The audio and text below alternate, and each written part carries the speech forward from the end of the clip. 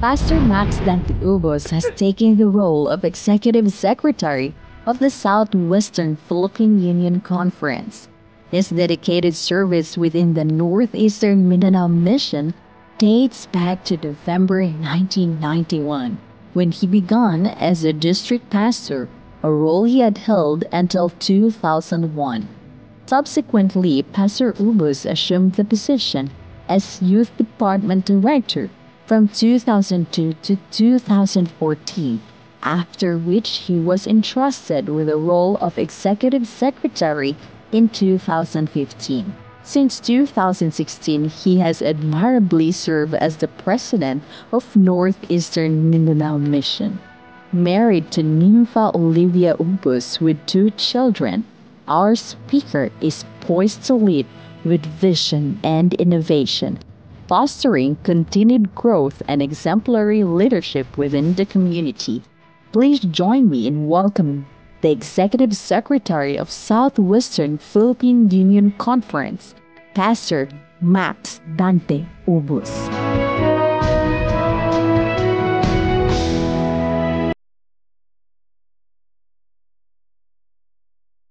Mayong gabi kaninyong tanan mga pinalangga magkaigsunan o kaygalaan, Luzon, Visayas o Mindanao o labaw na sa atong mga nagsubaybay niyaning atong programa matagabi gawas sa atong nasod. Ang katong niaging gabi nagisgot na bahin sa mga patay, makaluwas ba kahak ngadtos mga buhi o ang buhi ba makuluwas ngadtos patay. Apan karon magkaigsunan na atay pinaka-importante nga atong pagaisgutan. Ako sang hangyoon mo nga magampo ta sa makadiyot, magampo ta. Dalaygon silimbahon nga Dios. Nianing kagabion, among ihatag ang among kinabuhi diha kanimo. Magatuon kami sa importante nga topiko karon, nga to Dios nga imo kaming tagaan sa kaalam langit nun nga masabtan namo ang tanan. Salamat sa pakiguban, kanamo karong kagabion, ikaw magapanalangin sa kanitibukan, kanimo gipanghayo sa ngalan ni Ginoong Hesus manluluwas. Amen. Karong gabi mga pinalangga magkaigsunan, nay usa ka sugilanon. Sugilanon ni Tatay Andoy nga tigbantay sa parula.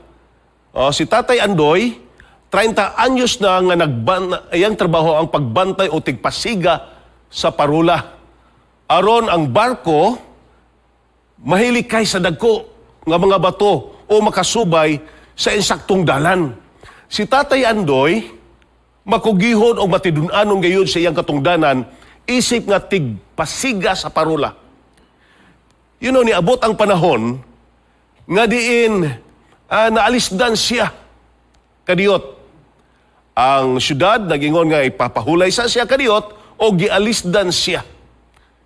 Og usa ka batanon. Apan kaning batanon, wala gibutang sa iyang una-una og unsa kadako ang iyang responsibilidad. Usa ka gabi nakalimot ang batanon sa pagpasiga sa suga sa parola.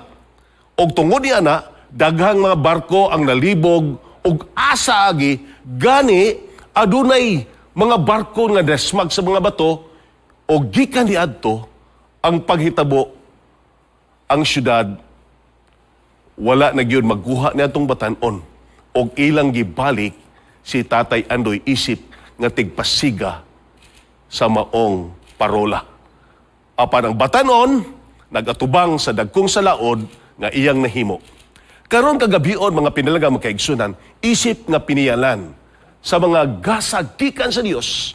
Ato gayong buhaton, ang atong responsibilidad isip piniyalan sa Ginoo.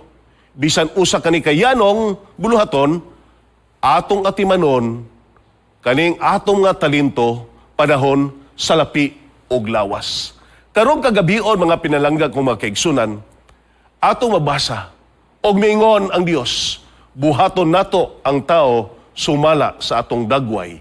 Ingon nga sama nato og magbuot sila sa isda og sa dagat og sa mga langgam sa kahanginan o sa kalangitan og sa mga kahayupan og sa tibuok nga mga yuta og sa tanan nga nagakamang ibabaw sa yuta. Inisis 1, versikulo 26. Tapos sa paglalang, unsay gihatag sa Dios ngadto sa tao nga katungdanan atong nakita makaigsunan ang expression magbuot sila. Pag magdumala sila, wala magpasabot nga ang iyang gahom mao'y matuman. Apan ang kabubuton sa Dios ang matuman. Ang iyang buhat mao ang pagpalabo sa tanan nga mga kagayunan, ang pag-atiman o ang pagbantay o ang pagdumala ni ani. Mao kani ang buot ipasabot sa pulong pagbuot. Karon, tapos si Jesus nagsaysay sa mga ilhanan sa iyang pagbalik, iyang gisultihan ang mga magbantay o magampo kamo. Iyang gihatag ang sumbingay sa talanton, parable of the talents. Tinaw kaayo, nga gipasabot ni Jesus ang kabilinhon sa panahon kung unsaon kini paggamit uban sa makugihon ng pagbuhat.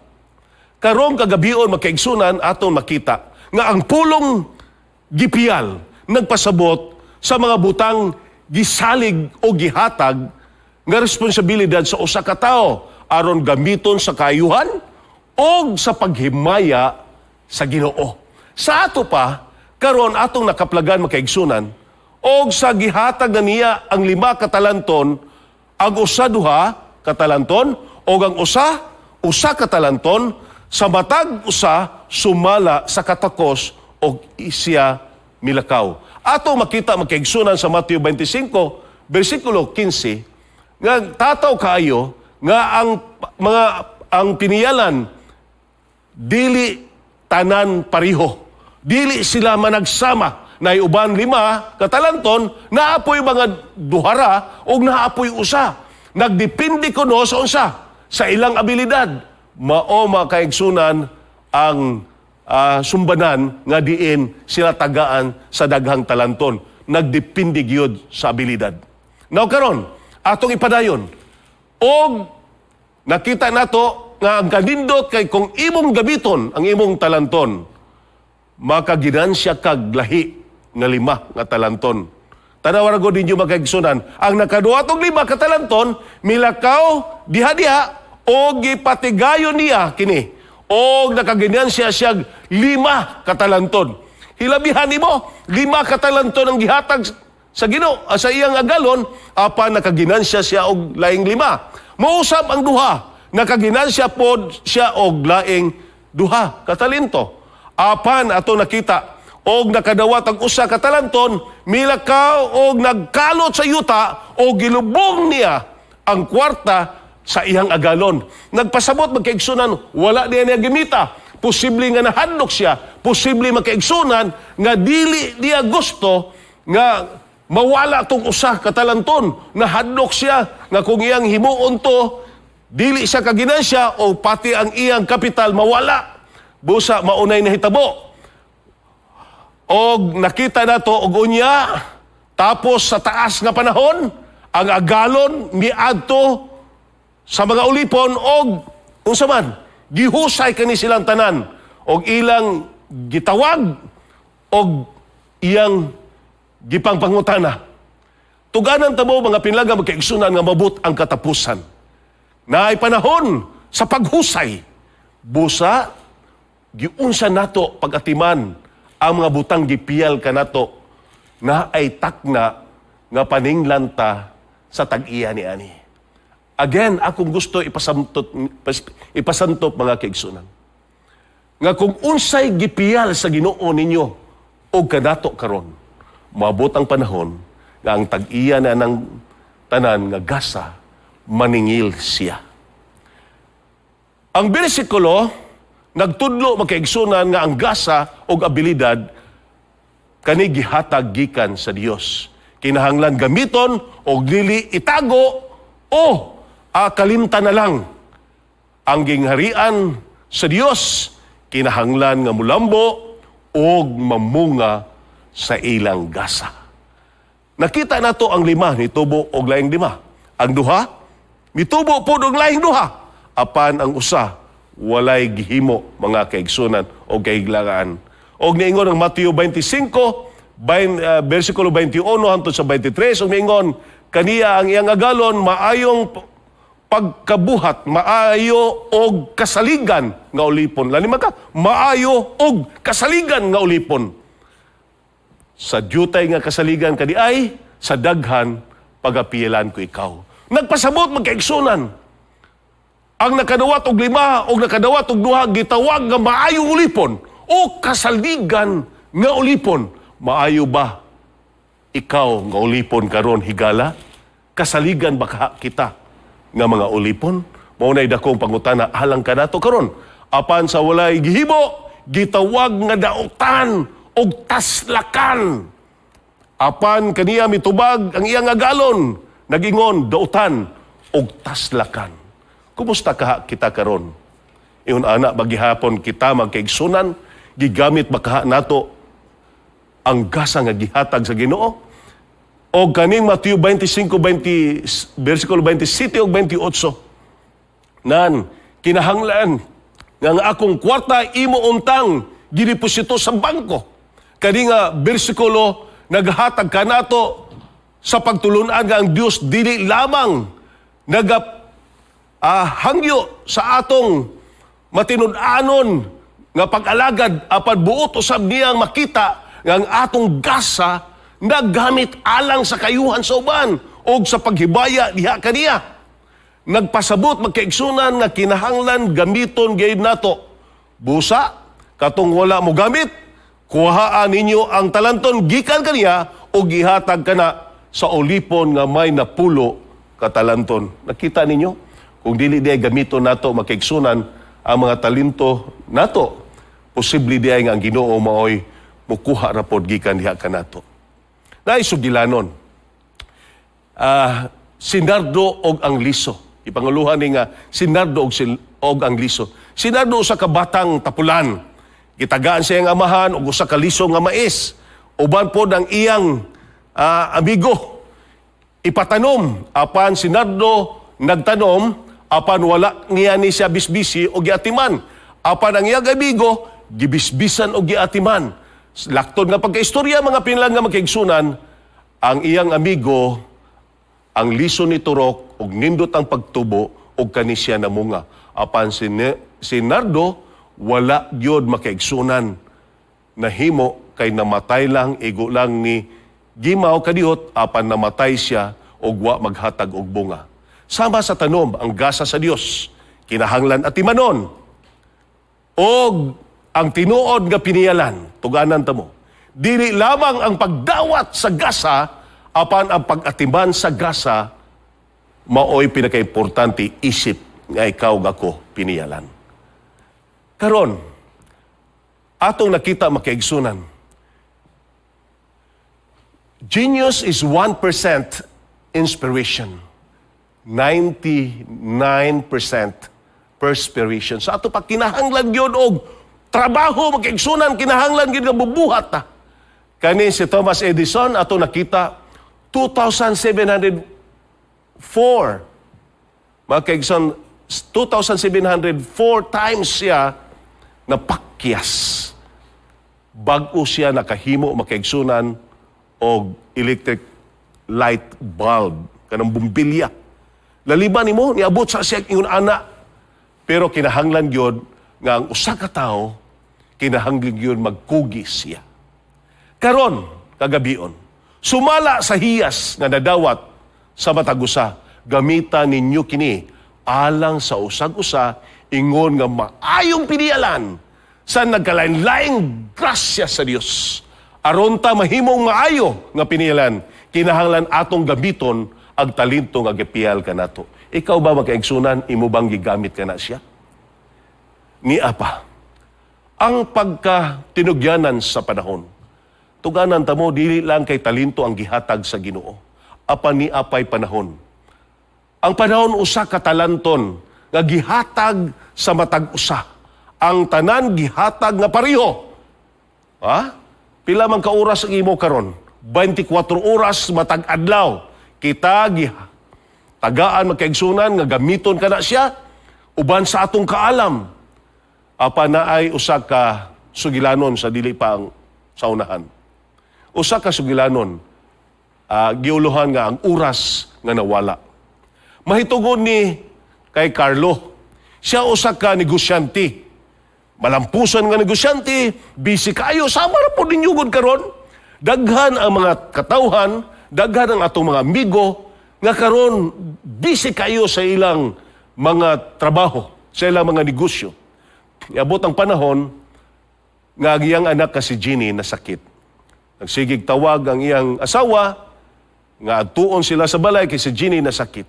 Apan tungod sa kabisi, si Carlo wala gyud kahimo sa pag-adto sa iyang panimalay. Lakton nga pagkaistorya mga kaigsunan, ang sakit ni samot og nahimo nga adunay dautan nga resulta ang iyang anak ka si Ginny namatay. Nga wala siya.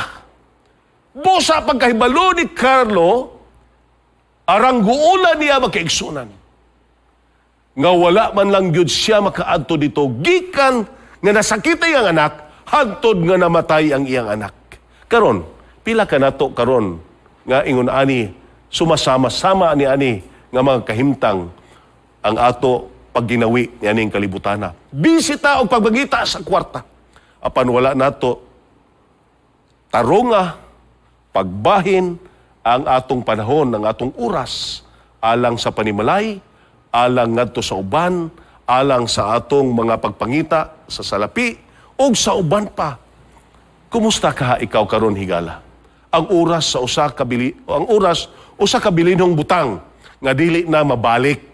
Mao na nga dili na nimo mabalik o kinahanglan ato kining gamiton sa pagtabang sa uban nga nanginahanglan og labaw na ang paghimbaya sa Dios. Na ba kay oras, na ba kay panahon igsuon nga niduol ngadto sa Ginoo?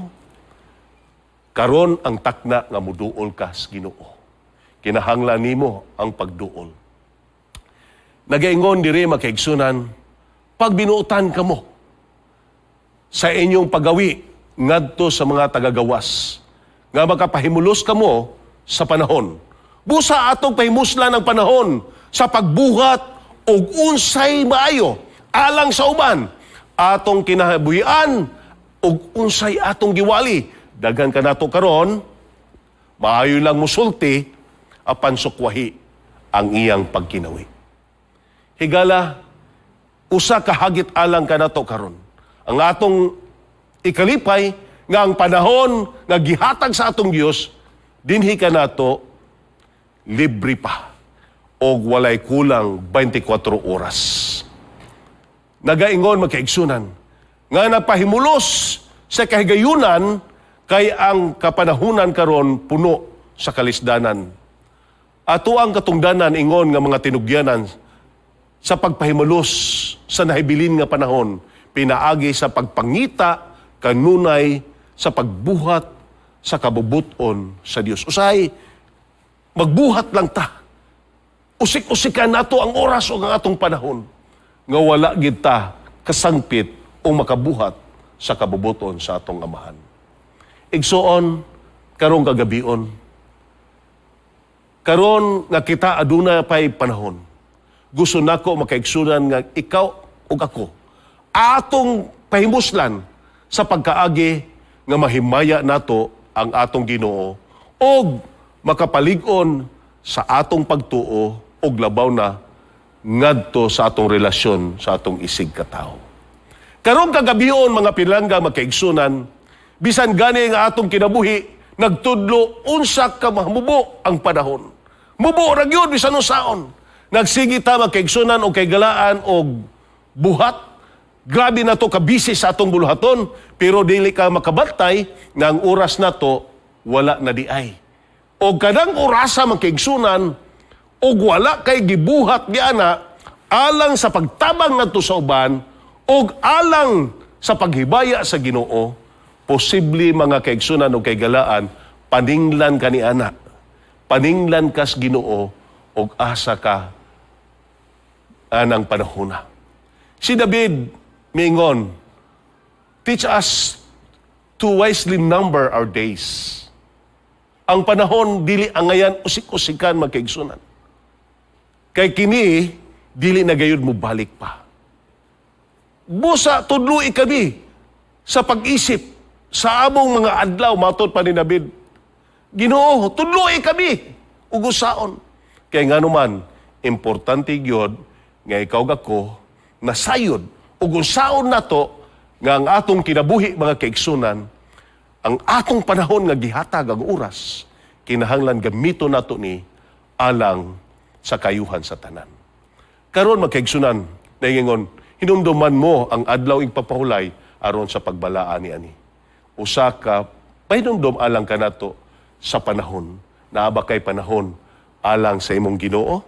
Karon hangyoon ta mo mga pinalangga kong makaigsunan. Katong naminaw karon sa matag gabi, hangyoon ta mo nga muduol mo ngadto sa Ginoo. Tagai og panahon, oras ang Ginoo sa imong kinabuhi. Sa lahi mga kaigsunan, bulahan ang taong nga nangadto sa kapunangan magabasa sa mga pulong sa propesiya. Ato makita makaigsunan nga bulahan kuno ang mga tao nga nagabasa sa pulong sa propesya og magapatalinghog og magatuman sa nahisulat niini kay ang panahon haduol na. Kini nga tulo ka mga kinaiya nga ngayan nato nga ugmaron o gimuon kabahin sa atong adlaw-adlaw nga pagkinabuhi. Kinahanglan makaigsunan nga magpatalingog ta, magatuman ta, o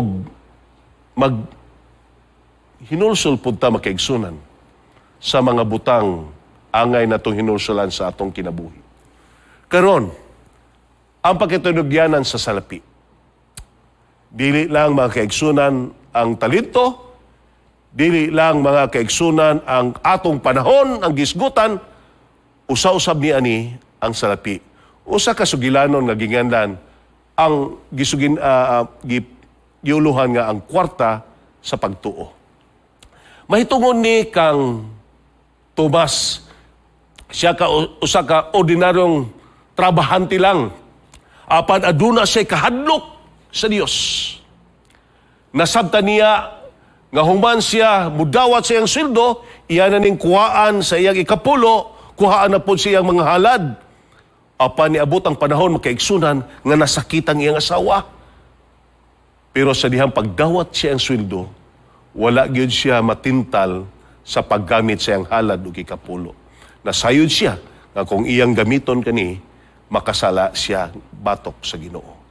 Apa niabot pa ang pila ka mga bulan, naulian na iyang asawa gikan sa balatian, ug niabot pod ang kahigayunan nga siya saligan sa kumpanya o gitagaan siya taas nga posisyon tungod kay nakitaan ng iyang pagkamatinud-anon, matinud-anon, nakita magkaigsunan sa iyang mga buhat. Tungod di ana sa iyang pagkamatinud-anon, nakita o gipanalanginan siya. Mga kaigsunan, ang Dios ngayon dili magpabaya. Kung sa maganing atong kakulangon, ang Ginoo gyud andam muhatag sa atong kakulangon. Ayaw mo kalimot. Ayaw lang pagpakasala. Ayaw lang gamita ang iyang halad o ikapulo. Sa lahi, kinsa man ang tag-iya sa tibuok kalibutan, iya ni Jehovah. Si Jehovah ang tag-iya sa kalibutan. Busa ayaw kahadlok. Kung wa kay kwarta karon, wa kay kanon, ayaw kahadlok mga kaigsunan. Hinumdumi nga ang Diyos nato, ang Diyos nimo, usa ka gamhanan o siya ang tag-iya sa kalibutan. Apa dinundumi, si Jehovah nga ang imong Diyos kay siya maoy naghatag kanimo sa gahom, sa pagbaton sa bahandi. Siya ang naghatag gahom. Kinsa usa man naghatag gahom? Si Jehovah ang atong Diyos. Mao ni kanindot magkaigsunan, busa ayaw kalisang. Ayaw kalisang, dili ang yawa ang maghatag, apan ang atong Dios nga buhi, mo'y maghatag igala igsuon sa kagahom nga makaangkon ka sa bahandi. Nan, kung ang Dios man mao'y tag-iya sa tanang butang, pila ba ng iyang kabahiran ni ani? Ato makita makaigsunan, sa Malakias 3:8. Makadawat ba di ay ang tao, makapangawat ba di ay ang tao sa Dios? Bisan pa ni ana kamo nakapangawat kanako, apan kamo nagaingon unsaon man namo sa pagpangawat kanimo sa mga ikapulo o sa mga halad. Pila man di ay ang kabahinan ni ani makaigsunan sa ikapulo o sa mga halad. Makapangawat di ay ta.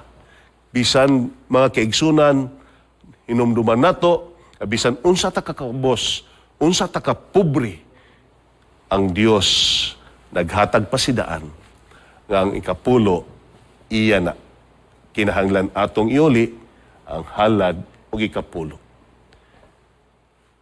Hinoon, mas daghan pa man ang imo kay nubinta pa man, bosa ayaw kalimot ni ana mga kaigsunan. Dadon ninyo ang tibuok ikapulo ngadto sa balay tipiganan aron sa pag-adunay kalanon didto sa akong panimalay. Sa ato pa sulayin ninyo ako, ningon pa siya. Ninyo ako sulayi. Pusa iya mo kahadlok makaigsunan. Ihatag nato og sulayan nato ang Ginoo. Ihatag nato kay siya andam pod mohatag sa atong panginahanglan. Busa hangyoon ko kamo nga mga igsoon tungod sa mga kaluoy sa Dios, sa pagtugyan sa inyong mga lawas ingon nga halad nga buhi, balaan ng hinangpod sa Dios ang halad nga mao ang inyong espiritu sa pagsimba. Halad nga buhi. Ang atong kaugalingon makigsunan sa diha nga mudaig tangadtos Ginoo o sa kahalad nga buhi. Atong nakita makigsunan ay usa ka tao, ang picture digid na si Tabo. Si Tabo makigsunan taga South Africa ni siya. Aduna siya ipipila ka mga baka. Apano sa kapanahon na naningon siya nga, maghatag ko ikapulo. Iyang gibaligya, makaigsunan ang iyang mga baka. Duha ka baka iyang gibaligya, isip nga iyang halad o ikapulo. Ningon ang iyang mga amigo o iyang mga relatives, Tabo, gano'n mag-ibo mang ibaligya? Ingon siya, ako ning halad o ikapulo ngadtos Ginoo. Ingon siya, no, ayaw tuon niya na Tabo. Apan si Tabo makaigsunan na suod nga relasyon ngadtos Ginoo og si Tabo nagpadayon apan ang katingalahan sa diyang iyang gihatag makaigsunan nidaghan ang iyang mga anak sa iyang baka. Imbis tag-usara ang iyang mga baka kay bulungan kay tagduhang anak. Ang uban na pagyoy tulo kay bulungan gyud. Og niadtong higayon na dili lang kay tagduha iyang ibaligya apan taglima makaigsunan iyang ibaligya alang ihatag sa halad o ikapulo. Natingala ang uban o ilang ipangutana o sila makaigsunan dito sa ilang village, silang tanan nangutana pahitungod sa milagrong nahitabo ni Tabo. O gusto sila musunod kaniya. Pagkabulahan kayo makaigsunan. Mao ni karon, og labot pa niini, kinahanglan nga ang mga pinialan nga naa sila makakita nga kasaligan. Kita di ay mismo, kinahanglan makita nato sa atong kaugalingon nga ikaw ako masaligan ngadtos Ginoo. Ang pagkapinialan sa lawas. Ang Biblia dagay gisulti may tungod, of course, magbatunta sa maayong panglawas. Usahay adunay mga tao nga moingon nga niya kaniya ang pagbulutan. Kami regoy bahala sa among lawas.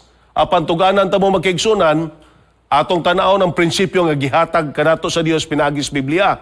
Adunay gamay nga sugilanon giuluhan nga lawas nga gasa. Silito, usa ka batanon nga sige og dula-dula og computer games, og sige pod og kaon sa fast foods. Dalira man gud siya, dalira man gud ng fast food god, order lang. Tawtawad mo, balik na gyud. So nakakaon siya mga kaigsunan nga dili gyud maayo nga mapagkaon. Niabot ang panahon nga dali ra siya kapuyon. Tungod ni ana, wala man gyud nagatiman sa iya, nagsakit siya. Og niadto siya sa doktor. Niadto sa doktor. Pag-abot sa doktor makaigsunan, ningon ng doktor og di ka magbag-o, undangin na imong pagbilar, sige lang kag bilar-bilar, sige kag kaon sa fast foods, karon undangin na kaon o kanang mga maayo utan og prutas. Kana bang naay nutritional value. Ayaw kaon ni anang butang nga dili angay kanon. Man pahulay sa saktong oras. Og nakita ni Lito nga maayo gyud ay nasabtan niya nga ang lawas usa ka kasag gikan sa Dios o kinahanglan kani atoy manon aron makaserbisyo sa uban og sa Ginoo. Ikaw kumusta ka karon? Nakaserbisyo ka ngadto sa Ginoo? Higala mao kani siya.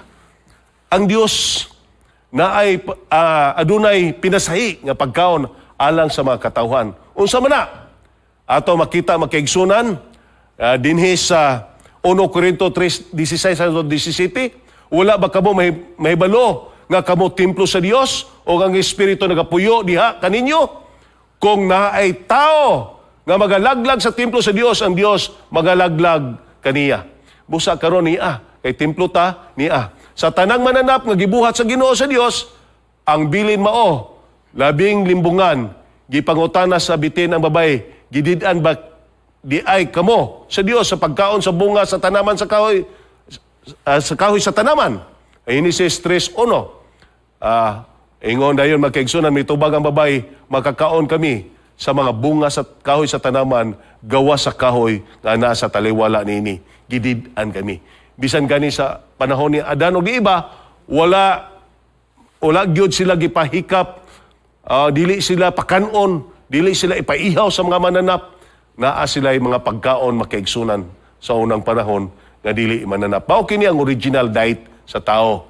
Mao na nga na mga pagkaon nga mga prutas, gulay, mga nuts, apan tungod sa hilabihan kapag kadautan sa tao, ang Dios nagpadalag usa ka dagkong lunop aron paglaglag sa tanan, no? Pagtagna sa tanang nagpuyo sa yuta, lakip na ang mga mananap. Busa ato makita alang sa mananap nga mahinlo, gidala niya ang tagpito kaparisan ug alang sa mananap nga mahugaw, tag-usa lang kaparisan. Mao na nga sa pagkauban sa baha ay pa nagsugod ang pag-ihaw o pagkaon sa karne sa mananap. Hinumduman ninyo na. Atong hinumduman nga adunay duha ka classification sa mga mananap, ang mahinlo o mahugaw. Duha ka klase, hugaw o mahinlo. Ang Dios naghatag sa iyang katawhan o giunsa-unsaon pag-ila ang mananap nga pwede kaunon o sa mga mananap nga dili pwedeng kaunon. Busa nakita nato kini maoy buhing butang nga mahimo nga pagkanon ninyo gikan sa tanang mga mananap nga naa sa ibabaw sa yuta, katong tanan nga may kuko nga pikas og may tiil nga buak og nagapag-usap sa taliwala sa mga mananap, kini maoy mahimong kanon ninyo. Karon nakita nato apan ang nagpag-usap kung sa may kuko nga pikas dili magakaon kini niani ang kamilyo ni bisan pa ang mangusap kini walay tiil nga pikas, mahugaw sila alang kaninyo. So nakita nato mga pinalangga magkaigsunan, tiil nga pikas, kini kay walay tiil nga pikas, mahugaw kaninyo ang kamilyo. Karon ni apod kaning atong kuan og ang kuniho kay nagpag-usap man apan walay kuko nga pikas, mahugaw pud ni alang kanato. Unsa pay lain? Ang Leviticus 11:7 ningon, okay.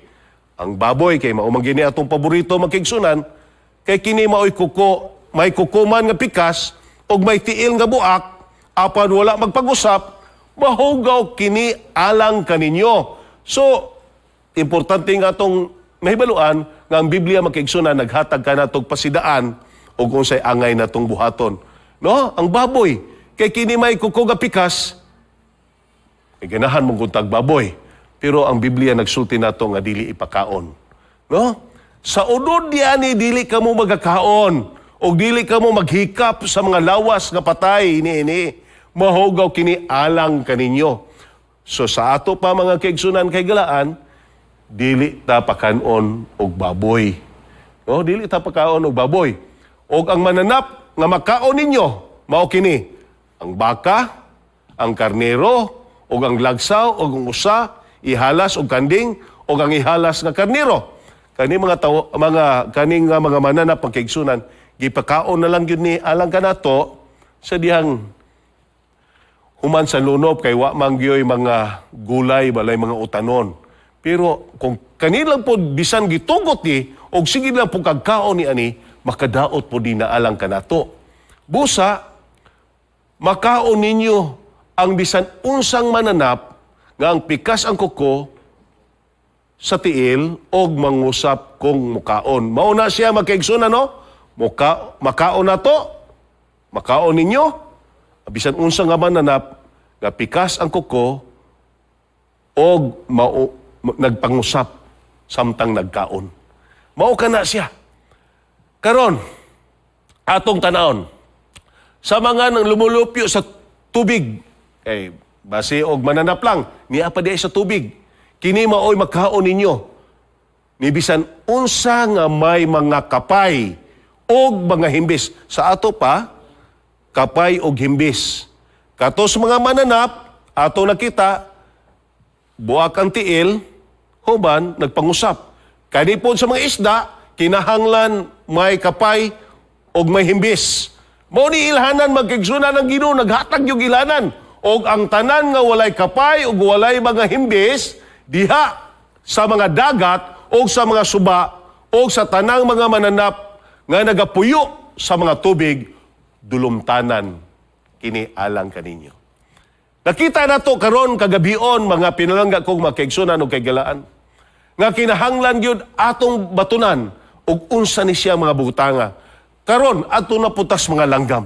Og sa mga langgam kini pagabatunan nga dulumtanan alang kaninyo. Unsa man na siya nga mga langgam? Tanawa, dili kamo magkaon, ni Eni, kay kini dulumtanan ang agila. Unsa may dagway ng agila? Manunukob na ang mga magdudugmok sa bukog, mga ismerenhon, langgam nga mananagit. Sa ato pa kanang mga klase nga mga langgam na hibalo na mo magkaigsunan. Kana nga klase nga mga langgam mananagit na siya, magdudugmok sa nana mga agila, dili na kanon. Apa ningon siya atong nakita nga tungod ni ani karon, tungod sa kadaghan nga bisan unsa lang atong gipangkaon magkaigsunan, maunay hinungdan nga daghan tagbalatian, no? Kami diri magkaigsunan, bisan kami dili exempted, bisan kinsa dili na exempted, bisan mga pastor, bisan kinsa dili exempted kung wala ka magbantay makaigsunan o unsay angayan isip nga piniyalan sa lawas. Mao na nga ang sakto nga piniyalan ay lang mo hunahuna makaigsunan nga salapi lang. Maayo ka sa salapi pero apong ka magbantay sa imong kaugalingon. Oy, moabot pod ang panahon nga singilon kas Ginoo. Maayo ka sa salapi pero wala ka magbantay sa imong kaugalingon. Makadaot ang imong gikaon. Hinumduman nimo ang lawas, templo sa Dios. Apan ikaw mismo, wala magbantay ni ani. Busa mga kaigsunan o kaygalaan, gusto na kong ipasantop diha kaninyo. Plainly, nga ang pulong sa Ginoo, isip nga kita piniyalan ngadto sa Ginoo. Piniyalan tas talento, posible nga ang uban ninyo maayo mo kanta, maayo mo wali, maayo tanan halos. Pero na uban nga di gyud kay balo, ayaw lang itandi inyong kaugalingon ngadto sa uban. Kung maayo ka mo istorya, ayaw lang itandi ngadto sa uban nga dili gyud makalitok ganing. Kay tug-anan ta mo bisan dili na siya kalitok o gamito na siya sa Ginoo, mahimo na siyang mapuslanon. Ang pinakaimportante nga ikaw gako imong gisubmitar imong kaugalingon nga ang tanan nga gasa sa Dios nga gihatag sa imo ni siyang gibuhat ang imong responsibilidad isip nga piniyalan ngadto sa Ginoo. Mga kaigsunan o kaygalaan, importante nga dili maayo ang resulta sa pag-inom og bino usahay. Ha? Ingon sila, Pastor, kanang usahay lang. Kaya ang uban, tambal man kuno nas kuto-kuto. Apan tugadan ta mo magkaigsunan, mao ni ang uban dili na noon makatrabaho kay nahubog na. Dili na kahimo makaigsunan sa pagbuhat ug unsay maayo kay nangahubog na. Tambal kuto-kuto pero usa man pod ka lungnik, nahubog na. Igsuon, ingon siya diri. Ayaw patintal sa bino bisan sa pagpula na kini. Kaayo og maday. Hinon kaayo og hawat kaayo og unsa kuno? Ayaw pagtintal sa bino bisan sa pagpula pa kini kaayo og madahinon kaayo og hawot kaayo. Hawot day kayo. Grabe gyud kayo. Dili ka patintalon makaigsunan kung ning bino usahay matintal man gyud kay humot ra ba. Humot, hawot na imong hunahuna apan gidid-an kaniana. Ang bino makahimo nimong sabaan og buang-buang. Busa paghubog-hubog. Makita nato nga mura og binuang na hinuon ang resulta sa imong kinabuhi. Igsuon, kinahanglan nga ihatag dato ang atong kaugalingon ngadto sa Ginoo. Importante nga may baluan nimo nga ang imong lawas, importante ni isip nga gasas Ginoo. Ang tinuod nga tinugyanan sa pagkapiniyalan, dili lang basi, unsa kadako o unsa kagamay ang panalangin nga imong nabatnan. Apan sa atong kasing-kasing, naandam ang pag-atiman sa mga gasa gikan sa Dios. Sama sa atong talento, sa panahon, sa salapi, o sa atong lawas. Kung kita matinud-anon, bisan pagamay o mas daghan pa ang panalangin sa uban, apan tug-anan ta mo, gihatag nas Ginoo aron makatabang ta ngadto sa uban og sa paghimaya diha aninyo. Ang tinuod nga piniyalan, wala lang niya gihatag ang iyang kaugalingon, ang iyang responsibilidad ngadto sa salapi, apan niya ng upat ngadto sa talento, ngadto sa panahon, ngadto sa salapi, o ngadto sa iyang lawas. Igsuon, mga kaiggalaan, imo bang ihatag imong kaugalingon karon? Isip nga piniyalan sa Ginoo. Magampo ko alang kanimo karon. Wala ko'y igo nga panahon, apan kung gusto mong mag-usab sa inyong kaugalingon, o gusto mo makaigsunan nga mahimong piniyalan, duo lang mo pinaagi ni ani atong programa. Ang Dios magapanalangin kaninyo. Magampo ta karon. Dalaygon sinimbahon nga Dios. Usa ka panahon nga among ihatag nga among kaugalingon diha kanimo. Salamat nga kaming tanan imong makatawhan piniyalan sa buhat. Tabangi kami karon o Dios nga magapadayon kami isip nga maayong piniyalan diha sa talento, sa panahon, sa salapi o sa among lawas. Tuguti nga imong panalangin, manaka na mo, ikaw magapanalangin sa among mapinlangga magkaigsunan o kaigalaan, kaniya mong ipangayo sa ngalan ni Ginoong Hesus Manluluwas. Amen.